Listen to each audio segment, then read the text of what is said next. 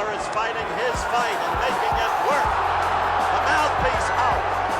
Pitcher's mouthpiece out. Bender is hurt. Bender is ready to go. It's only the third round and Hagler is all over him. Toughness isn't measured in a record book. It doesn't immediately present itself like one-punch knockout power or dazzling hand speed. It's what shows up when the going gets tough, in the face of danger, when stubborn refusal alone keeps you upright. You better get your popcorn and your beers and find your seat real quick, because this fight don't necessarily have to go 12 rounds, because I'm out there to rip his head off. Marvelous Marvin Hagler and the Bronx Bull Jake LaMotta lived for these moments. Between them, they fought a combined 173 professional bouts. Round 2 of this 10-round light heavyweight battle between Jake LaMotta, the Bronx Bull of New York, and the young knockout slugger Danny Nardico of Tampa, Florida. They faced Thomas Hearns, Roberto Duran, Bob Satterfield, John Mugabi, Eugene Hart, and Sugar Ray Robinson 6 times. Each man was knocked down once in the course of their careers, officially.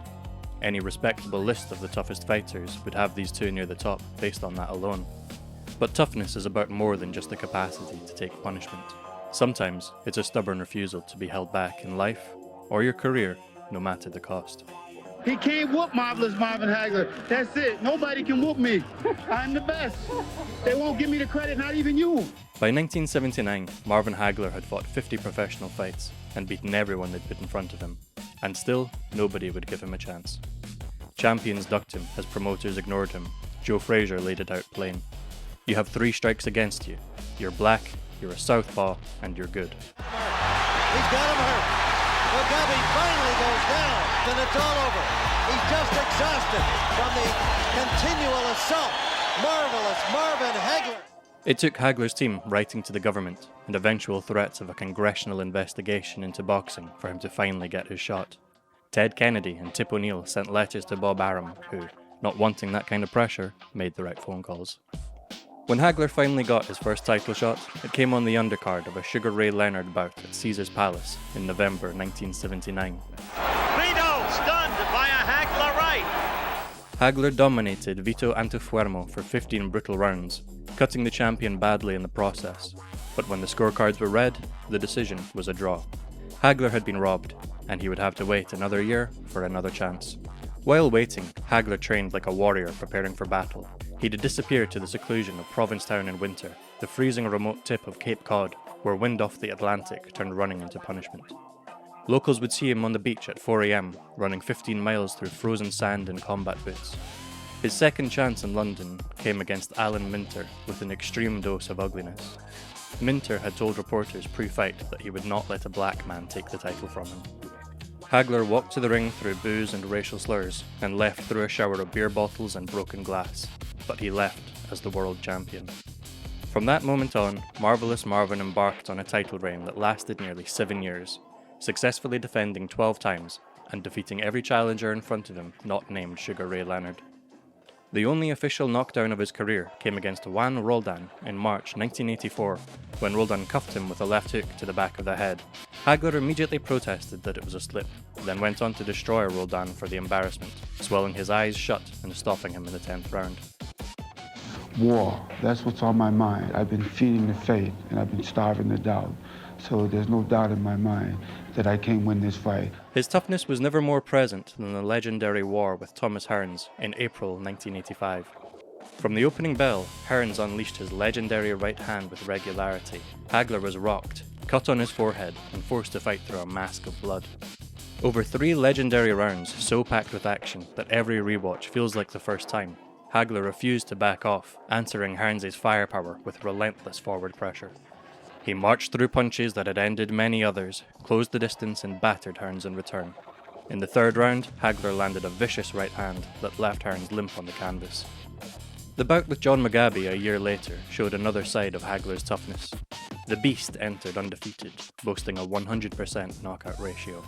Hagler, now an aging champion, met him in centre ring and went to war from the 1st round. Mugabi landed punishing shots, and there were moments early on when Hagler's reign appeared threatened.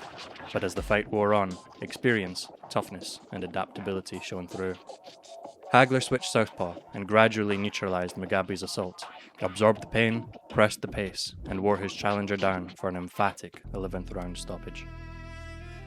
Weighing 160 pounds, from New York, the world's middleweight boxing champion, Jake LaMotta. Jake LaMotta came up the hard way in the Bronx. His father, a violent psychopath who regularly abused his wife and children, forced an 8-year-old Jake to compete in bare-knuckle bar fights against neighbourhood kids, whilst adults threw coins at them. Coins that would help pay the rent.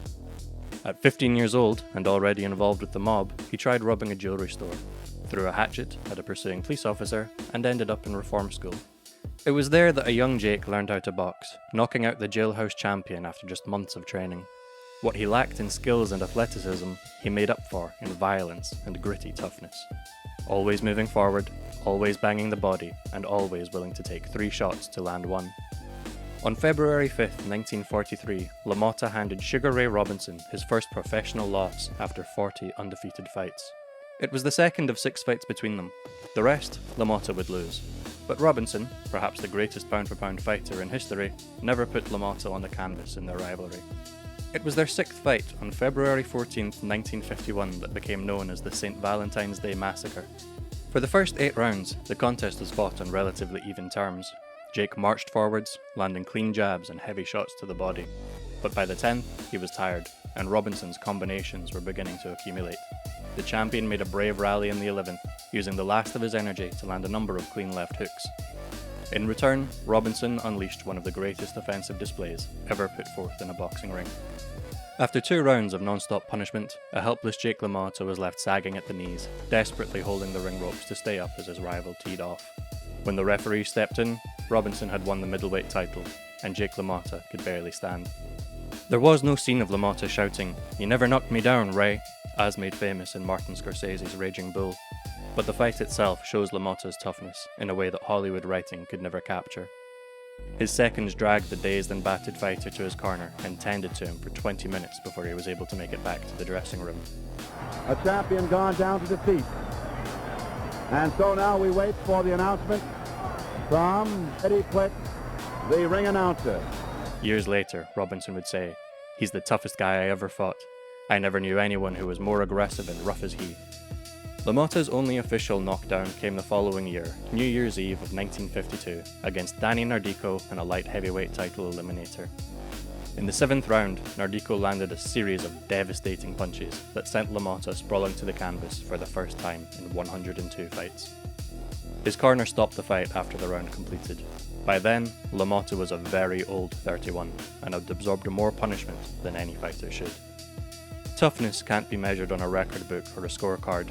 It's something you earn in lonely gyms and hostile arenas, running through cold mornings when nobody's cheering. It's what's left when skill, speed, and luck run out, when only pride and resolve keep a fighter upright. Hagler and LaMotta's toughness lies not just in what they stood up to in the ring, but their perseverance through all life could throw at them. The battles they endured, the pain they swallowed, and the moments when others would quit, where they showed their true toughness.